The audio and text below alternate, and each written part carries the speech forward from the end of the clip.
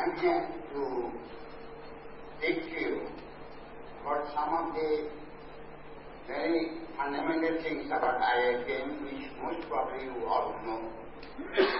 I was very fortunate that I could study in German Democratic Republic, East Germany, which today no more exists.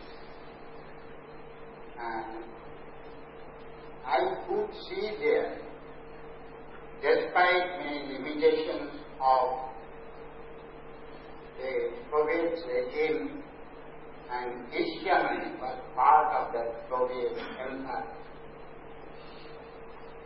It had many limitations, like there was no freedom of speech, there was no freedom of writing, but it had one great thing, at least what I witnessed living there for more than 12 years, that it was really committed to the welfare of the people in economic terms. Many of you do not know that when East Germany broke up and became part of West Germany, East Germany's living standard was say maybe 30% less of West Germany. But it was at par with the living standard of Great Britain at that time. And this I'm saying not only on the basis of first-hand knowledge, but also on the basis of Western literature.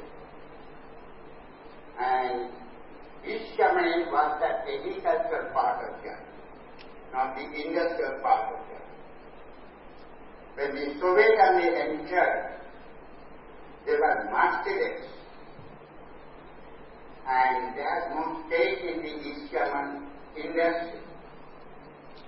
West German industries were owned by multinationals, now by the British, by the Americans also. Therefore, when they entered from the West Germany, they spared the factories. They destroyed the residential areas, but the industry was more or less intact.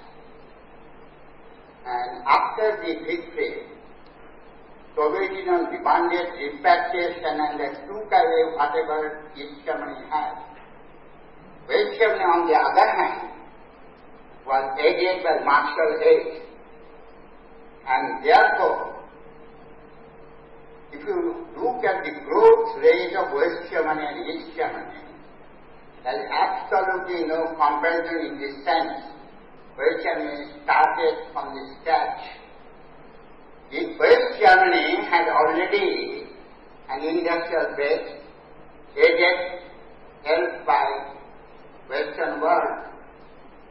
And therefore there is no wonder that West Germany, in terms of living standard, was far ahead of East Germany. But at the same time, we should not be telling the truth. If East Germany is described as a very backward economy, it was not. The living standard of East Germany was comparable to Great Britain at that time. And that they did because their growth rate was much more, though West Germany's growth rate was also post-World War, a one-earth world. And East Germany contributed to it to some extent. Now at that time, after World War II, whenever the French or British workers wanted 3%, 5% increase in wages, they had to strike 3 months, 6 months. Then they were gradually given. In contrast, West German Union of Workers just get a warning that they will go on strike. And West German workers were given an increase of 11%, 12% in wages. And that was because of the political rivalry between East Germany and West Germany. West Germany could not afford any loss in industrial production. And the contrast is to be noted that West German workers easily got 12%, 14%. I noticed it. I was just at that time in East Germany. So in that way, the rivalry between the East and West contributed to welfare state in Western Europe. Now, welfare state in Western Europe was built in competition with the Soviet Union and the Soviet Empire. The kind of social security that they allowed the people, and West Europe has no other alternative but to compete to prove their ideological superiority. But then the point is, when I studied in East Germany, after finishing my study, I was also economic advisor of a regional planning commission in East Germany. I attended the meeting. I was very privileged because normally foreigners are not allowed. But because my professor was the head of the research division of East German Planning Commission, he put me there. And I could see in the discussions in the committee meeting how they were discussing very sincerely about different groups of people and those who were at the bottom. And because they were at the bottom, they were planning their increase in consumption at the highest rate. Those who were at the bottom, they were being given highest rate of increase in wages. And that they were planning. What is happening in India today? Those who are at the bottom, they do not get even 1%. Those who are at the top, they get unlimited. And we in the middle class and upper middle class, we get 15%. Our growth rate is 7-8%. And if we 20%, the top get 15%, and naturally, at the end, anything is left for the people at the bottom. Now, therefore, what we are having in India today, now we have 3.5% growth rate, practically 1.5% after 2% increase in population. At that time, people at the bottom did not get, and they were given hope. It could somehow be said, well, it is accepted, the transitional period. But when we are talking of growth rate of 9%, and it will be possible because of globalization, and we still have people who are not getting their due share. If today people die before they are 42, and 17% of Indians die before they are 42, our average living is around 65, life expectation. And 17% of more than 100 crores means about 17 crores. And those people die only because we at the top, actually we upper middle class don't live 65, we live 75, 80. I am 72 today. And because we live 75, 80, therefore they live and they die at the age of 42. And this is the real truth about India and Indian economy.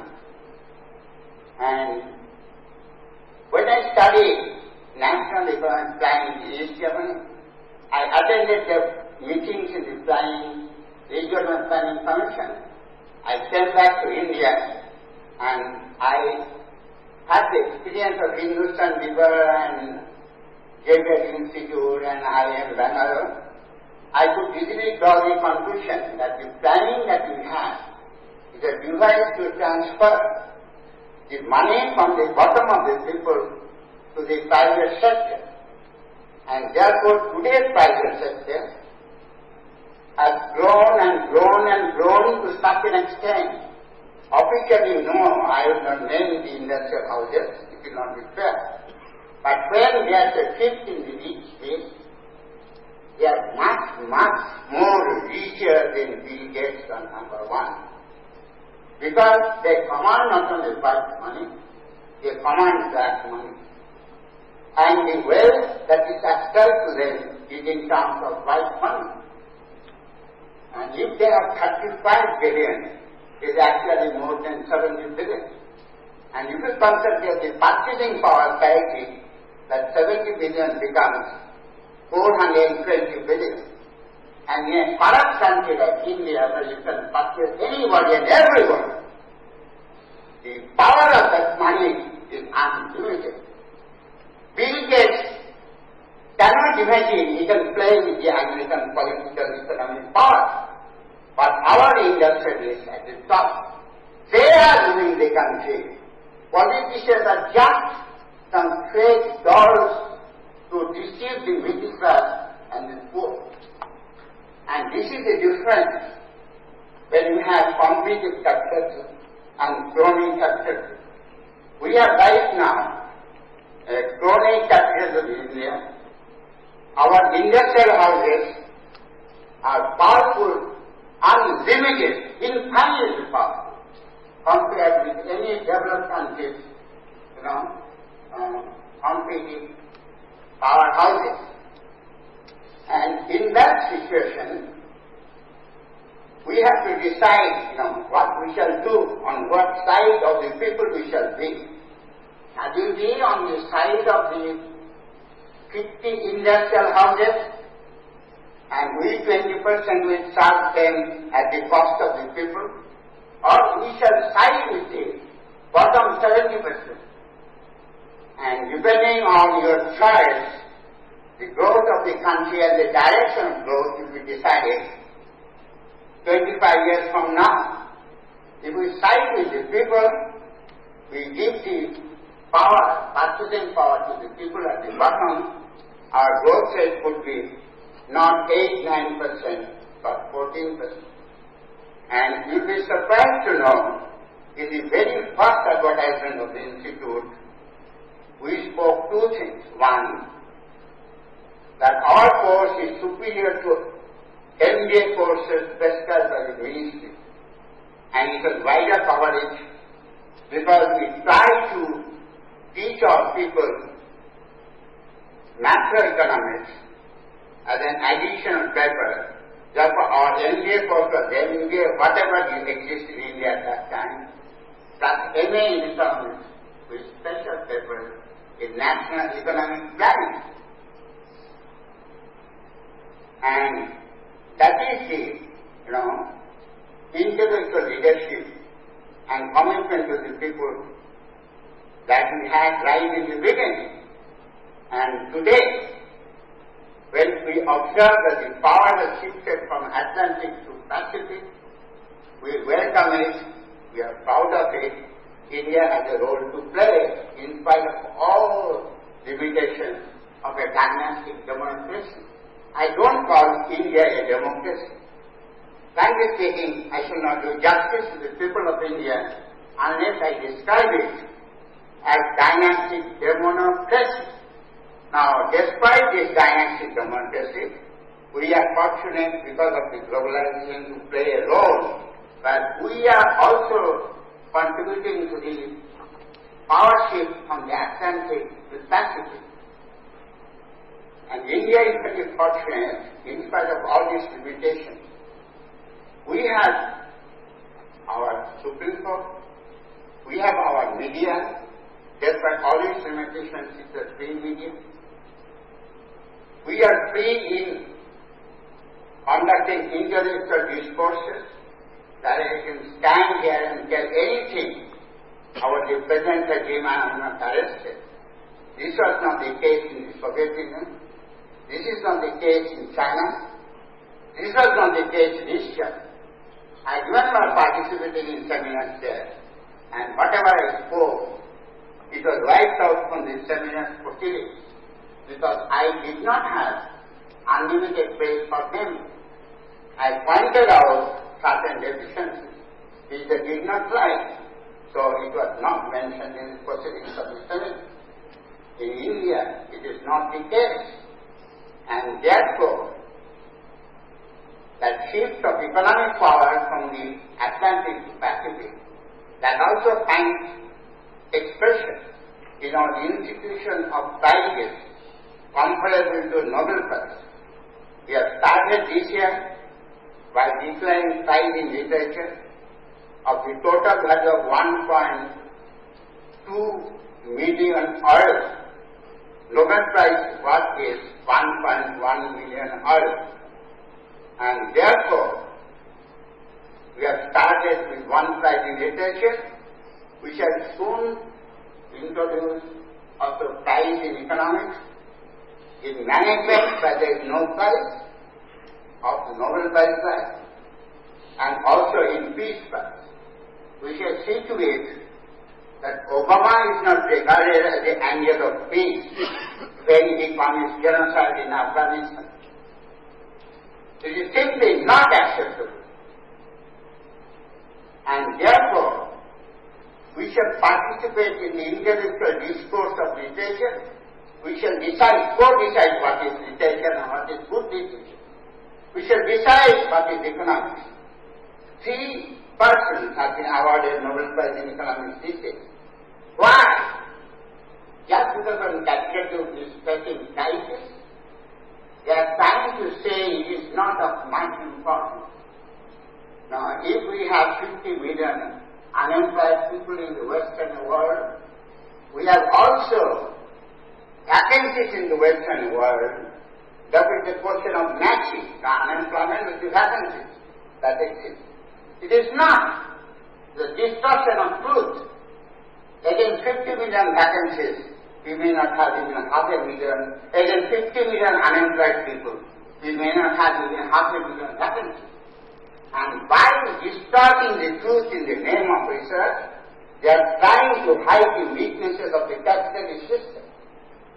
This system can also be reformed, can also achieve that we don't have unemployment of that scale. We don't have something called unemployment benefit. That is not a life to dignity. Everybody's person will have employment, and the basic social security, which West has, but still with many limitations.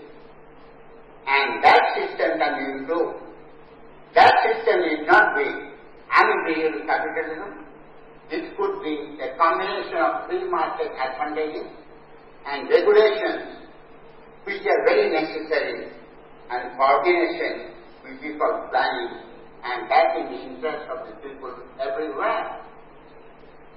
And therefore our Nobel Prize in Economics and Future, we are calling it people's economics. Because right now the economics is not people's economics. In fact, it is not economics at all. It is econometrics. Now various statistical models to make fool of people and to have a gloss over economics, which is not really economics. And therefore intellectual discourse will be decided along with the West by us in Asia. We shall be the co-decision maker. We shall co-decide what is humanity. We shall co-decide what is good literature. And we shall decide who is contributing to peace. Kissinger, Obama, or maybe some lady called Roma in Manipur, who is protesting as 10 years by fasting against the draconian Army Act, which is not part of democracy. It's a part of democracy. And they are doing it in the East India, they are doing it in many other parts, and our media, very unfortunately, do not expose it, because media, you will be surprised to know our research tells, mostly controlled electronic and also print media by our industrial houses. Even the courts are controlled by them. I shall give you one example. One industrial house has instituted a case against us that we have taken a wrong picture about that industrial house. So a case of contempt against us. When we wanted to engage with lawyers at the High Court level, believe me, we could not get from the top 15 anyone. Because all those top 15 were paid as retainers by that house. So we could get, after first 15, maybe 21st. Because another 15, in the court when they come, they don't come one body. That 5 people represent that house. So after that 21st one could be our lawyer. And that is the case with that industrial house. And that must be the case with the other 10 top industrial houses. They have purchased the court. They have purchased the high court. They have purchased the legal challenge. They have purchased the legal challenge given up to the extent of Supreme Court.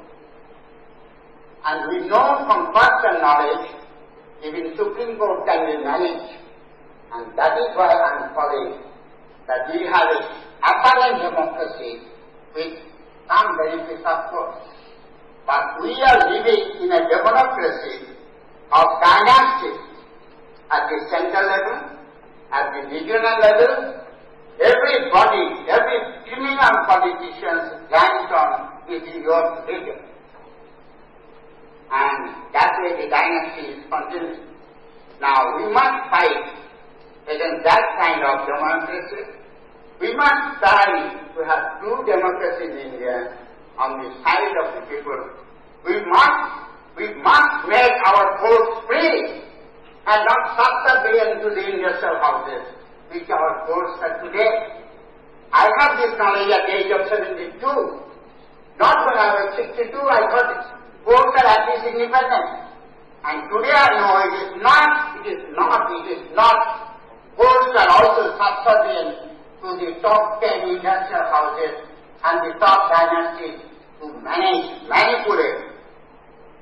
There is something like management of court, which should be taught also to us. If we want to teach them properly and not hide. Our institute is very fortunate to initiate that kind of a discourse, that kind of a new direction in the intellectual field, which signifies the shift of economic power from Atlantic to the Pacific, and this shift must be backed by an intellectual shift from the west to the east. And our institute claims that we are trying to provide that kind of a leadership. And you are most welcome to join this effort of ours. I am very, very happy to see you all here. I am sure that you will help us grow in the right direction. Thank you all.